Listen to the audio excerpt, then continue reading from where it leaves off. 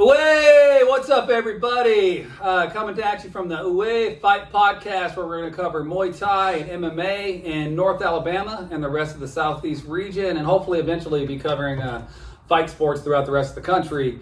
You may ask yourself, what is Oowee? Why do we have that as our title? Well, if you watch Muay Thai, I'm sure you've heard it before. It's a popular Thai shout when somebody lands a good kick, a good sweep, a good punch. It's a way of celebrating, pumping up the fighter, and really kind of cheering for your fighter. So that's enough about that. My name is Joel. I'm a Muay Thai coach here in Huntsville, Alabama. I've been doing this for about 30 years, pushing 50 years old, and love what I do. I love the fight sports. We're going to go through and I'm going to introduce. I got Vinny over here, Jaden and Cam. All three of them are up-and-coming fighters. I got a teen fighter here who's already got a teen championship belt that he won up in Tennessee. We got Jaden over here who's made a name for himself as a heck of a kickboxer in Tennessee and also Alabama. We got Cam, who's got a lot of competition and is an excellent coach and a technical practitioner when it comes to teaching things. So I'm going to go ahead and let these guys talk to you for a bit and turn it over to them. We're going to start with Vinny, and they're going to explain why they got into Muay Thai, MMA, and the fight sports, how long they've been into it. Vinny, go ahead and start us off. Man, I started off when I was younger, about 8 years old, with my dad in the garage. It wasn't much training at gym or anything, but we would just be in the garage hitting pads, or he was telling me what to do on the bag and put me to work. But after he started coaching at Arsenal, where we train now, it was just kind of like I was in there every single day, getting work in and wanting to fight and compete. And I had my first fight when I was 13. And after that, I took a loss in my first one, so it made me realize that I really do want to actually put an effort and start fighting. So I took it more seriously, and now we're here. I'm only 17. I got 6 fights now. I'm 5-1 and current champion in the Gogi Fight League, 165 pounds. So that's pretty much my story. We'll get more into it once we start talking to each other about some funny stuff. But I'm gonna ask a quick question, everybody, as we go down. What's your favorite style? What do you like the most? You like the kickboxing, the Muay Thai? I know you're a wrestler at Scottsboro High School, and here in Alabama. What do you prefer? What's your thing right now? What's your passion? I prefer striking. I like being flashy. I like those flashy kicks. That's my big thing. Is if you watch me fight, you'll see that I like throwing heavy kicks, and I like putting on a show. So I would say Muay Thai is definitely my strong suit there. So you started when you were 8. Did you play any other sports growing up, or was it always fighting for you? I was into basketball. I wasn't as good, but I was into basketball, yeah. Okay. It was and bass fishing. I wouldn't consider that my sport. It's a sport. It's a sport. I played baseball, basketball, and I don't know. I wasn't as good as I am in any of those. Okay. So. Well, you've been doing it a long time. So and then we got Jaden. Jaden came to me a couple years ago, and what brought you to Arsenal Combat Sports, and what's kept you around? Man, funny story was, so I was dating this girl. Always a girl. She broke my heart, and I was pissed. I was like, I gotta beat somebody ass, and I was just like, man, I just came in here, and I remember I talked to Joel. I loved his energy. I loved just like the team, the crew, and but you're always thinking like, can you really do this? Like, is it just like a hobby? Is it something I want to do? So I did my first PMT, and when I was like looking at like who I might fight, it was this big like dude. He was like 6'5", and I just had a feeling I was like, I'm probably gonna fight that dude. I remember that though. He was scary. Like he was probably the scariest looking guy in the room, and I was like, that's your guy. That's your guy. Stone face all day. Oh yeah, that guy had no emotion at all. And I just remember like that whole day, like when I'm like in fight time, like, I just get real serious, and like somebody's trying to like fight me, man. And so I'm like, I just remember I just was staring at him, and I had this one song playing. It was like, I'm trying to think what it's called. It's like I can hear it coming in the air. Oh no, Air Tonight. Yeah. And I had that. Yeah, Phil Collins. And I had that playing the whole repeat, and I just kept staring at him the whole time. And so then I finally fought him, and that first like round, like I ended up losing it, and I was like, I just was like, but I was like, I'm like faster than this guy. And so then I just heard coach, and he was like, you gotta use your combos. And so I did like a 1-2 rear kick, and it knocked him out. And like even I was like, did I just do that? Like stop faking, like. And then he was asleep, and I remember I called my auntie and called my mom. And they didn't believe me, and like I was like, guys, I got disqualified. It was a PMT. Yeah. And so for those that don't know, PMT is it's Point Muay Thai. It's kind of a new thing, and being kind of a grumpy old man that I am, I didn't really like the idea of it when it first started, coming from a more pure Muay Thai background. But the PMTs are kind of heavy sparring, what we used to call smokers. but they're sanctioned, so it's kind of nice. It's a lot safer. So in those tournaments, you're technically not supposed to knock people out, but you put him to sleep. And literally, when the rules meeting, they were like, guys, no knockouts. And I was like, who's going to knock anybody out? Like, we know the rules. And, like, literally, I did it, and I was like, of course it would be me. And so, but, man, ever since then, I was like, you know what? I can probably do this, man. And I've just been loving it ever since, for real. So your first full contact fight, when we fought down in Mobile, right? What was that experience like, and what's your biggest takeaway from that? Like that was the difference between PMTs and like the amateurs and like real. It was like like in PMTs it's bop bop bop, the other person goes bop bop bop, and like you're not supposed to go like too hard, but it's kind of everybody's energy or whatever. And then in that one, like we had like the fake Bruce Buffer, the lights was on, the ring girls were there, and I was just like, oh snap, this looks just like the UFC. This looks real. Like, and when you hear that door, the cage lock, you're like, oh snap, I'm really in here. And I just remember, I like they announced my name, and I like put my hands in the air, and I was trying to like be like how Sean O'Malley be, and I just remember when they called my other guy's name. His nickname was the Nuke, and so I just remember he went like boom, and I was like, is this guy more crazy than me? Like I'm like, oh snap, what did I sign up for? And so then we started going, and like that first round, I just was like still caught in the moment because I was just like, man, like this is real. This is like we're really fighting, and like my mom's out here, so I'm like, oh, I gotta win. And so then that first, like the second round, like I got my win back. I started like really seeing it for like the fighting stuff. And then that third round, that's when I seen he was getting tired, and I was like, oh snap, I'm finna really win this. Like, and I just remember I was throwing knees, and like coach was screaming like head kick.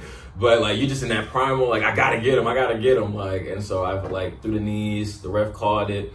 I just remember I screamed because I was just like, man, like. And that was like you won that fight with the TKO, right? Yeah, that's right. And I just was like, I was just so shocked, and like, and I just heard my auntie just scream, "I'm so proud of you," and like I was just like, man, that's all I really wanted in my life for real. like, that's good, man. What so Cam, moving on to you real quick, so we can kind of get back talking.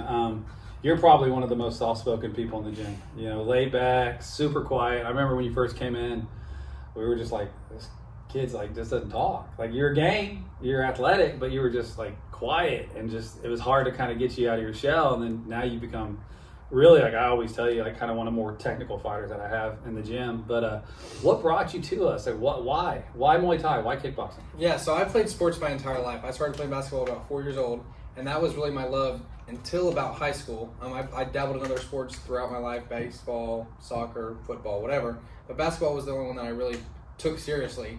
I got to high school, tried out in ninth grade, didn't make it, and I didn't really have that love and that want to go out and practice and really try to prove myself. So when I didn't make it in ninth grade, I said, okay, well, I guess it's really in for me. Like, these guys are just better than me. So I got to high school. I didn't really play many sports. I got into ROTC for a couple years and did their physical teams. But I didn't really play any sports until the last couple years of high school when I started playing golf, which is a very soft game. Contact sport. Heavy contact there. But I played that for a couple years, and I took it seriously for a little while, but I just didn't really have enough time to improve and get where I needed to be. So I got out of high school. I kept up with it a little bit, but didn't really take it too seriously. And, you know, I played sports my entire life, so when I got out of high school, I sat around for 2 or 3 months and said, okay, I've got to do something.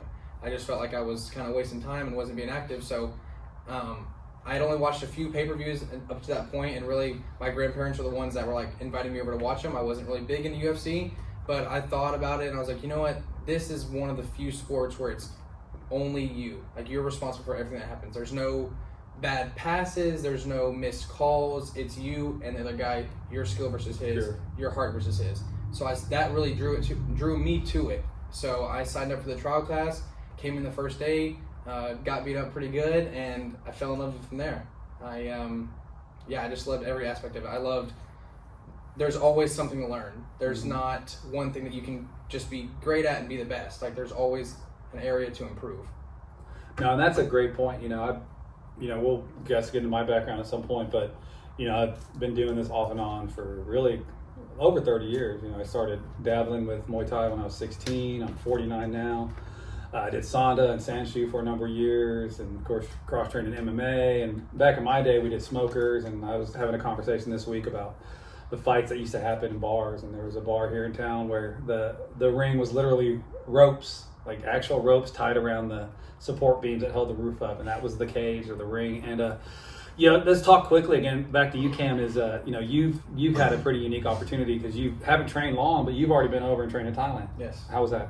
It was absolutely incredible. It was an eye-opener compared to, as far as the intensity, it's longer sessions, it's harder sessions, and there is no time to sit down and take a break. Like, they give you breaks periodically, but when it's time to work, it's time to work, and they're gonna push you, and there's no, oh, you're getting tired, let's keep going. Like, you get tired, they're gonna start hitting you. So you're either tired, you better defend yourself, or else, you're gonna get beat up by the instructors there. So, we flew around to a couple places and tried a bunch of different gyms. I really enjoyed my time everywhere, but Bang Tao, which we're going back to this year, that is probably my favorite, just because the range of what they offer there and the amount of instructors they have. There's no one that's kind of left to the side and not being helped. Like, there's always somebody working with you, making you better, and if not, you've got another training partner there to work with. And there's, throughout the day, if there's not a session going on, there's a gym to work at. There's bags to hit. There's a ring to get in with a buddy and spar. So, it was an incredible experience. The country itself is beautiful. Oh yeah. I mean, the views, the water, everything was just amazing. The food was amazing. But and that's the thing about training there is it's a completely unique experience because of the heat. You're training outside, and there's a huge language barrier. And the cool thing is, we were able to go to all these gyms throughout the country, and the styles are different everywhere. Bang Tao was very, I think, probably a pretty aggressive style, maybe a little more Western, I think. But when we were in Chiang Mai, I think it was a little more traditional, like the northern Muay Thai style is a little different. Training at Hong Thong up there, which was an excellent gym. I think everywhere we trained was really great. Jaden, you got to see us when we came back. I think we were all pumped up. I think all of us were trying to speak Thai, right? We kept using Thai words and stuff. And what did you kind of take from us going over there? Because that's the thing about training abroad, is not everybody can go. We're going to hopefully bring Jaden with us next time we go. Maybe not this next time, but the time after. But I know when we came back, there was probably an intensity that we brought back with us. What did you take away from it, or what did you see? Like, Cam's, sparring him, I was, impressed because, he just was really, flowing. He's throwing head kicks now. I'm just, I can see, it gave y'all that, energy, gave y'all that, okay, we can do this. We've been to the motherland pretty much. Yeah, and, absolutely. And it just, gave y'all that passion, that knowledge. I feel like it gave y'all that fire. It's, something I want to, try and, get that feel of, too. And it's no better place, probably. Yeah. Well, Vinny, you got to go at a young age. I guess you were 16 when we took you there, and you got to train and see a lot of different things. I think the biggest takeaway I had from you being over there, and you could share a little bit about this, is the levels. The people that you run into, you're literally standing next to somebody who you have no clue, but they're literally competing in ONE FC the next weekend. And there's UFC fighters, and you talked about there were some kids there who from other parts of the world that. What was your experience with some of those kids? It was just so much different from growing up in Alabama, with all of us and everybody else that have come to the gym and they wanted to fight. It's just mainly the level of how much more that those kids want it. They grew up in a place where that's what they need to do to have a living and what they need to do to support their families, and it actually really motivates you just seeing them do that. Even if you do come from a really nice background, it just shows you that anybody can put their mind to it and do it if that's what they need to do to get it done. But does that make sense? No, absolutely. I mean, that's the thing is I humble myself. I'm the coach here, right? But when I go other places, when I've been to other places throughout the country and go to other gyms and Thailand, of course, I'm a student. I'm a student first, and I had to kind of humble myself, and bring myself back and say, look, I'm learning. And I share this experience openly. We were training over with the advanced fight class that one day, and I was with a crew over there, and the language barrier was pretty rough, but he just has me working pads and boom, boom, throwing knees. And, I was tired. I'm not going to lie. I was tired. I was heavier at that time, and I was just beat, not used to the heat and the humidity. And, I threw something wrong, and he corrected me, and I said, I know. And he's like, oh, and he just started beating the heck out of me with these Thai pads. And it's it's a really good experience to learn how to humble yourself. And it's just like you said, I've been doing this a long time. I've had the opportunity to train with, professional fighters and really skilled people throughout my time doing it. But you got to be able to just be like, I don't know everything, man. Like, and I'm always sharing that. And it's the same thing like we're doing this podcast. We don't have a clue what we're doing. You know, this is kind of our introduction to it. We're figuring it out. You know, we're going to have some good guests in here. And, you know, maybe we'll have 5 people watch it ever. You know, maybe we'll have 500. But you're always kind of learning. It's the same thing with fighting. It's kind of humbling yourself and, you know, kind of going from there. So the last question I'm going to ask, just to kind of set the tempo and get us going, is I'm going to ask the easy question that everybody gets asked is, you know, who's your favorite fighter, right? That's already established, big fighter. And then if you have an up-and-coming fighter, right? If you can pick an up-and-coming fighter, whether they've been heard of or not, who is that? So again, first, established fighter, who's your favorite? And who's your favorite up-and-coming fighter? Vinny, you're up. All right, so favorite fighter currently that has a big name, I'll say it anywhere, and I'll say it forever, is Kevin Holland. I love how funny he is. I thought it was going to be O'Malley. I love O'Malley. Yeah, I do love O'Malley, but at the same time, you cannot, like, I can get bored watching O'Malley sometimes. I love you, but, like, still. Kevin Holland, he is very entertaining. He'll just keep the fight going, and he'll be laughing while he's doing it. Name that is getting more heard of is, his name is Ron Humphrey. Oh. He's from Georgia. Jeez. We had a guy, he used to fight with us, and he fought him. Man, that guy's an animal. And he'll be in the UFC in the near future. I think he made his pro debut at the beginning of this year. But, yeah, definitely watch out for him because he's up and coming. Yeah, Ron Humphrey trains out of ATT Atlanta. Lima? ATT Lima in Atlanta. And that he's something to keep an eye out for. Jaden, what about you? Man, the real ones know. I gotta go with Israel Adesanya, Stylebender. That's my goat, man. I know John Jones and Anderson Silva, but that was the first guy. Like when I watched this fight and stuff, skinny black guy that likes anime. That's me. And like I was like, man, if he can do this, man, like I got a chance. I gotta try this, man. And I just was like, man, imagine you could beat somebody up the way he can beat somebody up. That's a pretty cool style. Up and coming fighter. Who you got? Up and coming. Right now, I don't know if he's up and coming because he's in ONE FC, but he hasn't won a belt or nothing like that yet. But I'm going with Luke Leslie right now. The chef. Yeah, the chef. Yeah. Yeah. I just love his style. He's more femur. I just like the way he flows, he moves. And I just remember when I started out this Muay Thai, I saw his style and I was like, man, like I want a style like that. I want to be able to do something like that. So I'll go with him. All right, Cam. All right, so you guys probably already know this one, but I don't think they will. My favorite fighter right now is Alexander Volkanovski for several reasons. One, obviously because I met him, but two is because he kind of relates to me in which he started fighting so late. I believe he started in his early 20s, which is kind of where we're starting at, late teens, early 20s.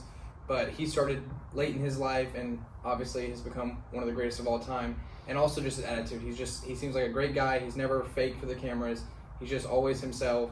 And the way he speaks about his opponents and about himself and his wife and his kids and his people in his life is just very inspiring. Up and coming, I'll be honest, that's a tough one because I'm not super invested in UFC, so it's hard for me to say. This guy, He could be a kickboxer. he's pretty much on the up. I'll say he's up there, but Jean Silva. I believe he's a couple fights away from a title fight, but his attitude as well, like he never tries to hide himself. If he's happy, he's gonna show it. If he's sad, he's gonna show it. If he's mad, he's gonna show it. So he's always himself.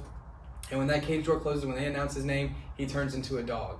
And when he's in there, he's having fun. He's talking to his opponents. He's high-fiving them right before he knocks them out. And yeah, he's always himself all the time. And that's what I really, really respect about him. I got a good question for everybody here, including me. I'll start off with you. As a coach, what's been your most exciting moment and your biggest accomplishment or the most fun you've had at an event? I mean, that's easy, man. I mean, honestly, when you won that belt, right? And this is the thing, if you go back and watch the video, you'll see me crying like a baby. Yeah, in the cage. Was you winning the belt? Because, I raised you. You're 17, I've raised you. We've always fought. It's funny, in Alabama, in the South, everybody's in the college football. It's college football. So all these, the kids, their photos are always with Auburn or Alabama stuff. That's it, right? But for him, it was with boxing gloves and a ringside boxing shirt. That's what we did because that's always been my passion. And so you've always really been around it. I mean, I remember taking you at 3, 4, 5 years old to sit on your Uncle Adam's couch and we'd watch UFCs with all of our friends. And so he's always been around it. And so to have you work hard. You're a very technical fighter, and you got a lot of skill. And I credit myself with a lot of that. But having good training partners, honestly, like Cam and Jaden, help immensely. So for me, it was just watching that, the emotions that came over me as being a coach, a father, all that just kind of came to a head. And was watching you win. So that's an easy one for me. Jake. My biggest one, I gotta say my first fight, like my first amateur one, where because when I was doing the PMTs, I pretty much like was winning those, and it was like I was winning the rounds. Only like my first one where I like lost the first round, but that was the first like time where like I was like, oh, like I gotta fight, and like it is a fight, and I just remember like the before the fight, I hugged my mom and my aunt, and I just kissed them, and I was like, man, like I'm getting ready to go to war, and like I just remember sitting down, just like I never had that like feeling of defeat. I just was like, I gotta figure this out. And I just remember once I finally did, like I was watching the third round. You can see me smiling because I'm like, I got it. I figured them out, and like and just winning that, and them hearing my name, and like you get that. It was all worth it. The training camp, the losing weight, like it was just weight cuts. Yeah. Okay, I want to say for me, the most proud I felt, the most excited I've been, is for Jaden's last fight in Mobile. That was my first time, I would say, I got to corner a real fight. Mm-hmm. And I felt like Jaden was doing well. We had put in a lot of hard work. And at the end of the first round, when we were in the cage, giving him water, walking out, figuring out what's going on, we realized the fight's done because the guy doesn't want to get off the stool. And there's no better feeling than knowing that you prepared someone well enough to make someone else want to quit. I've cornered other fighters before at smaller fights, and it's always exciting. But me and Jaden are very close, and to be able to be there and help him perform the way he did, it was quite incredible. Yeah, absolutely. Guys, we're not going to drone on for too long. We're going to have to come to an end, but let's talk about a few upcoming events we have going on. Right, got a couple guys fighting up in Nashville, Tennessee on June 27th. Right, so there's a good Muay Thai. It's going to be IKF sanctioned. Jaden will be competing, right? Boom, getting out there. Cam's going to be in there working the corner. Vinny will be there probably working the corner. We've got a couple other fighters fighting in that. But we're just going to keep growing and doing this podcast. Like I said, we're gonna go ahead and get some good interviews set up. Hopefully, work with some folks. We're gonna get some footage when we're in Thailand and share that with you as well. The only thing I'm going to leave you with is, and they didn't ask me who my favorite fighter was, but that's okay. They just get me on that one. But I'll come back to that at some other time, and hopefully we'll get my favorite fighter on this podcast eventually. But, what's the one thing, if for anybody that's listening, new fighters, old fighters, things like that, if you have any wisdom you want to impart, what would that be? What would you say to somebody coming up right now? I would just say that the work that you put in really will show your outcome. I have realized that for sure. Like, if I'm in the gym and I'm not working hard and somebody's holding me accountable and I realize it, it'll make me think like, man, like the guy that I'm fighting or the guy that I'm competing against, they're probably in there putting in harder work than I am. So I'd say watching this, take in like what we're saying, even us being young and not having too many fights or not being the most like elite gym in the world, but really like the mental part of what we're saying, like, oh, like you need to make sure you're putting in as much work as they are or not even more. So I said mine is, man, take the risk. Like everybody can be a fighter. Like you're fighting already, whatever it is, jobs, family, life. Like and there's days when there's guys that like sit up, get off the couch, or like they're like working computer jobs and stuff, and they're beating me up. I'm like, dang it, I'm training every day, and like so it's like everybody can fight, man, and take the risk. Take the risk and give yourself some credit. There's going to be a lot of times you're going to go into the gym and you're going to get beat up by people that you think you can easily take. And once you first start, there's going to be a lot of moments where you want to quit and you think, can I do this? You feel sloppy. You see other people in the gym that just look better than you, are performing better than you, and it makes you kind of question yourself. But the learning curve, it sneaks up on you quick. There's going to be the day when you walk in the gym and you're moving a little bit differently and your shots are landing and they sound a little louder and a little harder, and people are going to start giving you credit. So stick with it. If you really want to do this, you can do it. Just give yourself some credit and it'll come. Absolutely. So hey, Oowee!